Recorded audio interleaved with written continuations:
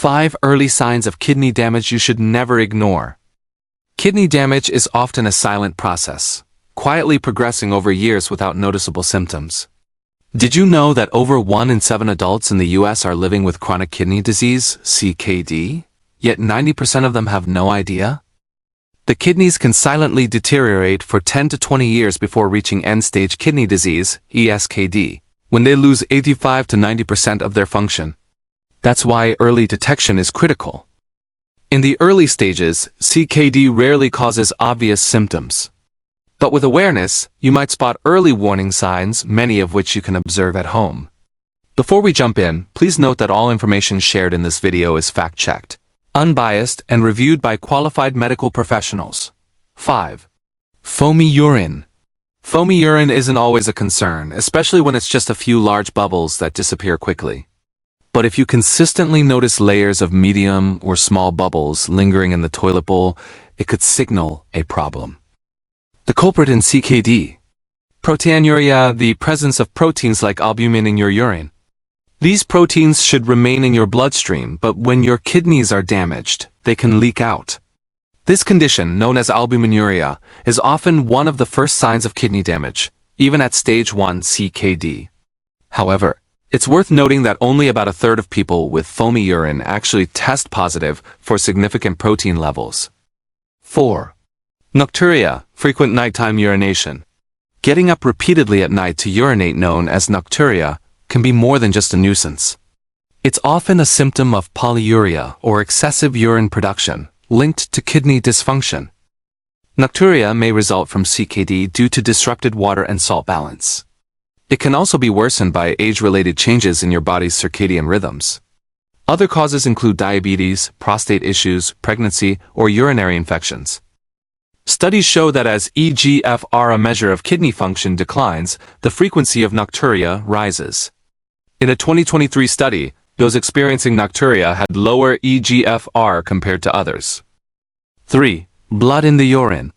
Seeing blood in your urine, hematuria, can be alarming. It might appear as red, pink, or brown urine, gross hematuria, or it may only be detectable under a microscope, microscopic hematuria. Both forms can be early signs of CKD. A 2018 study revealed that microscopic hematuria in people with moderate CKD significantly increased the risk of disease progression and even death. 2. Decreased urination. While low urine output, oliguria, isn't usually a result of CKD alone, it often occurs when CKD is compounded by acute kidney injury or urinary obstructions. Common causes include dehydration, shock, or reduced blood flow to the kidneys. People with chronic blockages, such as from an enlarged prostate or kidney stones, may suddenly find themselves producing little to no urine. 1. Flank pain. Flank pain refers to discomfort on either side of the lower back, between the ribs and hips. It's more common in people with CKD, often due to the kidneys themselves or associated health issues. Conditions like polycystic kidney disease, kidney infections, tumors, or vascular narrowing can all cause chronic flank pain and raise your risk of CKD. Who's at risk?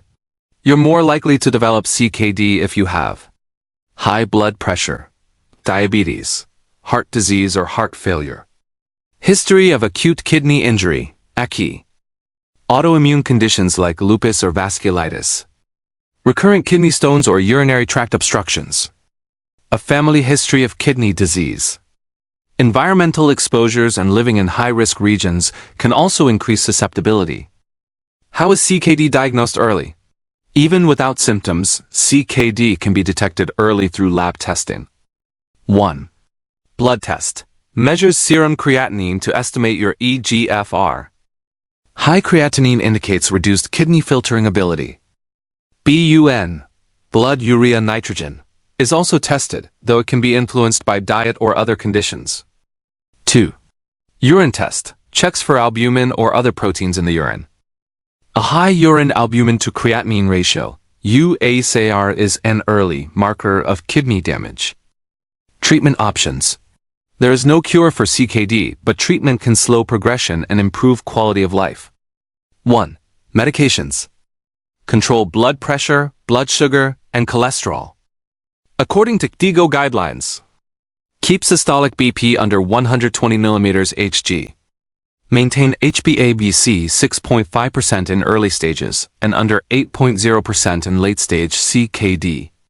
Be cautious with certain medications like NSAIDs, for example, ibuprofen and proton pump inhibitors, for example, omeprazole, which can further harm the kidneys.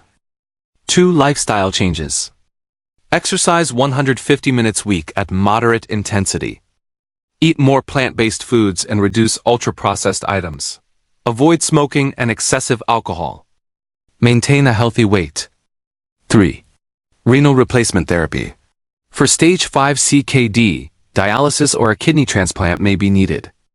Hemodialysis filters blood through a machine 3+ times a week. Peritoneal dialysis uses the lining of your abdomen to remove waste. Planning begins when eGFR drops below 15 to 20 milliliters. Mean 1.73. The cost of CKD.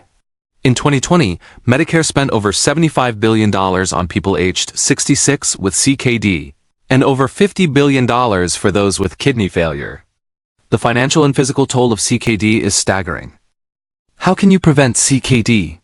Prevention is the best and most affordable approach. Get screened annually if you have risk factors like diabetes or high blood pressure. Start screening right away for type 2 diabetes, or 5 years after diagnosis for type 1. Adopt a healthy lifestyle with diet, exercise, and regular doctor checkups. In summary, CKD is a growing global health issue. But the good news? It's manageable if caught early. Watch for signs like foamy urine, blood in urine, nighttime urination, decreased urine output, flank pain. Know your risks. Take charge of your health. And most importantly, don't wait for symptoms to take action.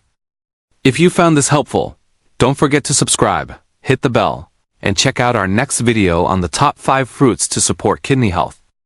Stay informed, stay healthy, and see you next time.